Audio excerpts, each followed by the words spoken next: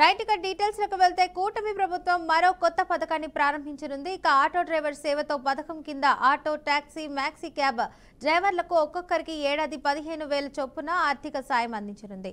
ఇక తొలి ఏడాది 2,90,669 మంది డ్రైవర్లకు 436 కోట్ల మేర వారి ఖాతాల్లో జమ చేయనుంది. ఇక వారిలో ఆటో డ్రైవర్లు 2,64,197 మంది, ఇక టాక్సీ క్యాబ్ డ్రైవర్లు 20,072 మంది, ఇక మ్యాక్సీ క్యాబ్ డ్రైవర్లు 6,400 మంది ఉన్నారు. ఇక విజయవాడ అజిత్ సింగ్ నగర్ లోని మాకినేని బసవ పున్నయ్య స్టేడియంలో ఈ పథకాన్ని సీఎం చంద్రబాబు ప్రారంభించనున్నారు. ఇక ఈ కార్యక్రమానికి డిప్యూటీ సీఎం పవన్ కళ్యాణ్, మంత్రి లోకేష్, బీజేపీ రాష్ట్ర అధ్యక్షుడు మాధవ్ హాజరు కానున్నారు. రైట్ ఇక ఇదే అంశానికి సంబంధించి పూర్తి సమాచారాన్ని మా ప్రతినిధి సుధీర్ అయితే అందిస్తారు. చెప్పండి సుధీర్. Good morning Fatima. ప్రస్తుతం కూటమి ప్రభుత్వం సంక్షేమ దిశగా మరో అడుగు ముందుకేసిందని చెప్పుకోవచ్చు. ఏదైతే ఏపీ రాష్ట్రంలో ఉన్నటువంటి ఆటో డ్రైవర్ల సేవా పథకం కింద నేడు శ్రీకారం చుట్టనున్నారు ముఖ్యమంత్రి చంద్రబాబు నాయుడు. ఈ యొక్క కార్యక్రమం విజయవాడలో బసవపున్నమ్మ ఈ యొక్క మున్సిపల్ స్టేడియంలో ఈ యొక్క కార్యక్రమం చేపట్టనున్నారు. దీనికి తీసుకున్నట్టయితే ఇప్పటికే ఈ ప్రభుత్వం ఈ క్రమంలో డ్రైవర్లకు సంక్షేమం కోసం ఆటో డ్రైవర్ల సేవల పథకానికి శ్రీకారం చుట్టిందని చెప్పుకోవచ్చు. రాష్ట్రంలో సొంత ఆటో రిక్షా, మోటార్ క్యాబ్, అలాగే మ్యాక్సీ క్యాబ్ డ్రైవర్లకు ఆర్థికంగా అండగా నిలబడేందుకు ప్రభుత్వం ఈ యొక్క కార్యక్రమాన్ని రూపొందించింది.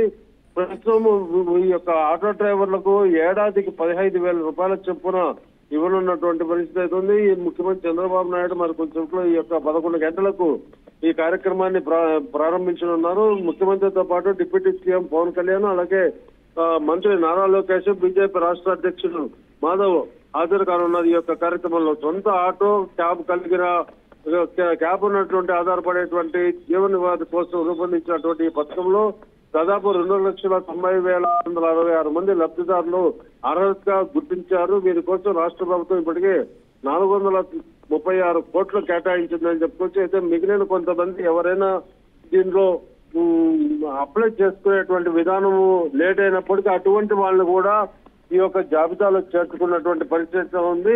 డ్రైవర్లు మొత్తం 10,000 దాకా కూటమి ప్రభుత్వం తీసుకున్నట్టయితే పాల్గొంటే గతంతో పోల్చుకుంటే 50% ఇచ్చిందని చెప్పుకోవచ్చు. ఎందుకంటే గత ప్రభుత్వము 2,61,516 మందికి మాత్రమే అర్హతగా గుర్తించినప్పటికీ 261 కోట్లు 51 లక్ష ఖర్చు పెట్టింది గత ప్రభుత్వంలో. అదే సర్కారు లబ్ధిదారుల కోసం సుమారు 30,000 మందికి పెరిగారు. అలాగే డ్రైవర్లు 175 కోట్లు అదనంగా లబ్ధి చేకూరేటువంటి పరిస్థితి అయితే ఉంది.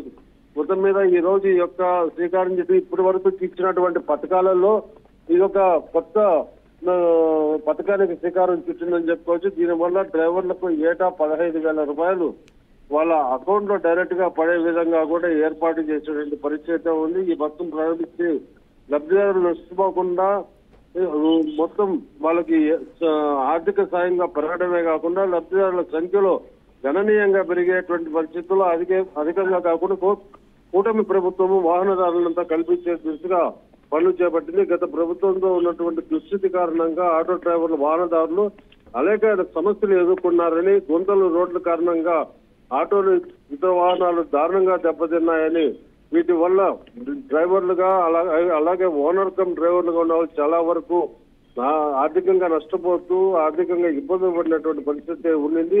ఈ నేపథ్యంలో ఇవన్నీ దృష్టిలో ఉంచుకుని ఏటా 15,000 రూపాయలు ఇవ్వాలని అదనంగా కూడా డ్రైవర్ల జాబితాను కూడా దీంట్లో చేర్చినటువంటి ఘనత ఈ రోజు ముఖ్యమంత్రి చంద్రబాబు నాయుడు అధ్యక్షున కూటమి ప్రభుత్వం తీసుకున్నటువంటి పథకంగా చెప్పుకోవచ్చు. Fatima. Right, thank you Sudheer for the update.